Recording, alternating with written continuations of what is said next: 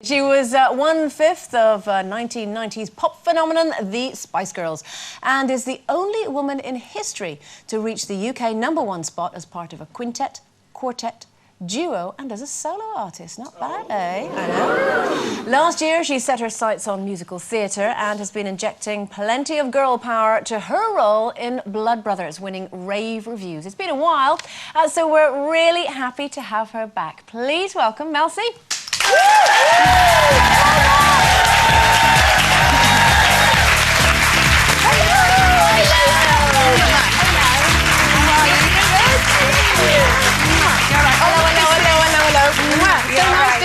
And you guys. Oh, wow. What a good show today. I've been laughing. Have you enjoyed it in our loose lounge? I have, but you have to work now on Loose Women. You used to just sit, do a little thing at the beginning of the show. Now that cut to you, and you have to pay attention and Yeah. listen. No, we like the whole thing of you being involved and being part of the show. Yeah, it's nice. How are you enjoying being part of Blood Brothers again? Is it nice to be back? Yeah, well, I start in Liverpool on the 8th of November. I'm there for 2 weeks. And it's a show set in Liverpool, written by Willie Russell, a great Liverpool playwright.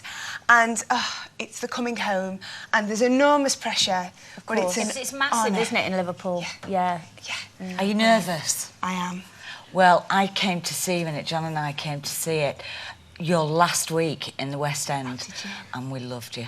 Thank you were fantastic. But you know, it's such an incredible play, and the songs are great. It's great part, isn't it? It's an easy job, isn't it, to do? Because you just do what's on the page, and you can't go wrong. And for people who haven't necessarily been, what is the part that you play? Well, I play Mrs. Johnston, and she's the mother of 7 children. And it goes from the 50s right through to the 80s in Liverpool. So it's a very interesting period of time in the city. And basically, she falls on hard times and her husband leaves. And long story short...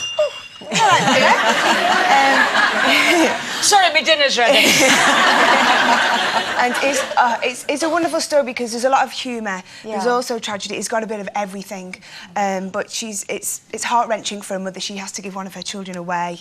And yeah, it's And how do you cope with all that? Because as you say, it's a strong emotional part. It obviously calls for acting beyond your years, if it were, and also it's a mother of 7 children and through a really interesting period of time. How have you drawn on that? What experiences have you drawn on? I think being a mum, I'm quite a new mum. My little girl's 20 months. So, yeah, she's lovely, bless her. Oh, I say hello, darling. Hey, Scarlett. Yeah, so you better be watching.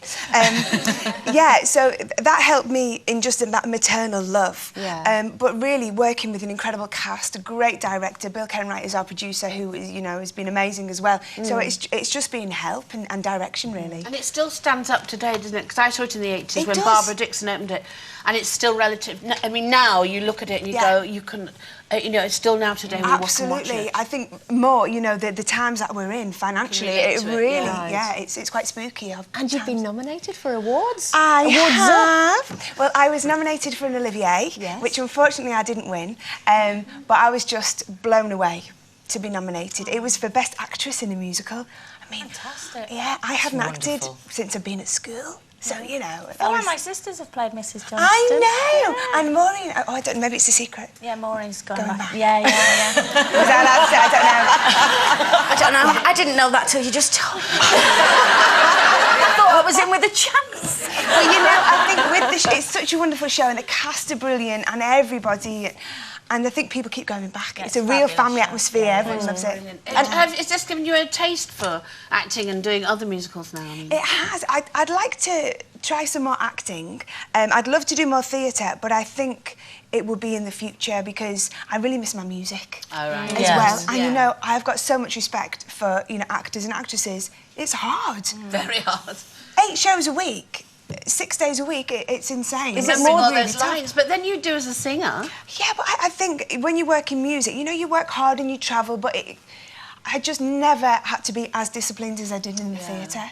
And you do feel guilty as a working mum as well, don't you? You can't help it, can you? You do. I mean, I've been through phases where, you know, a terrible, terrible guilt. So the theatre's great because you're at home during the day. Yeah.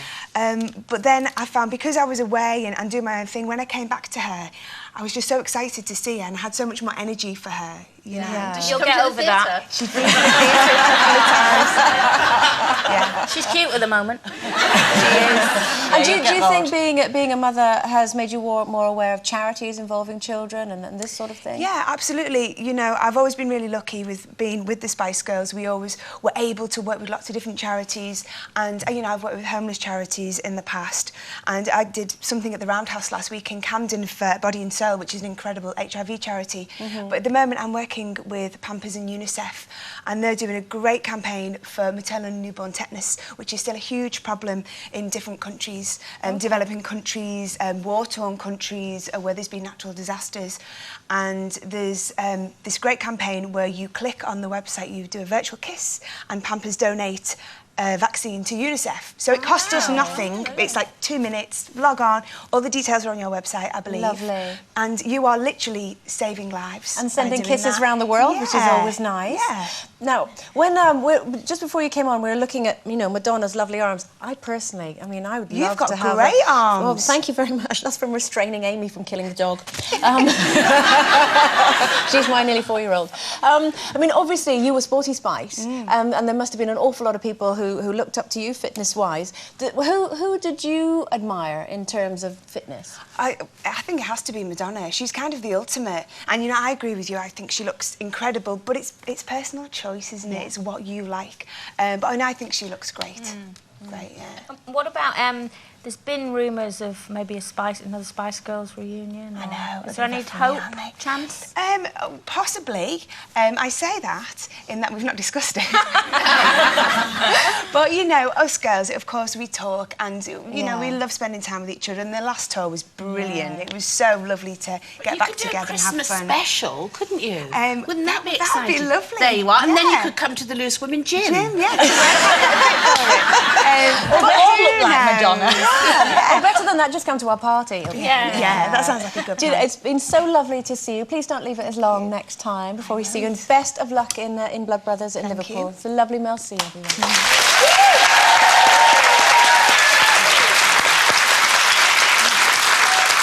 OK, that's all for today. Join us again tomorrow at 12:30 when we'll be reuniting Sherry with her husband Ken. Not that Ken. No. We will be bringing together one of Coronation Street's memorable couples, Maureen and Reg, when Ken Morley stops by. We'll see you then. Bye-bye.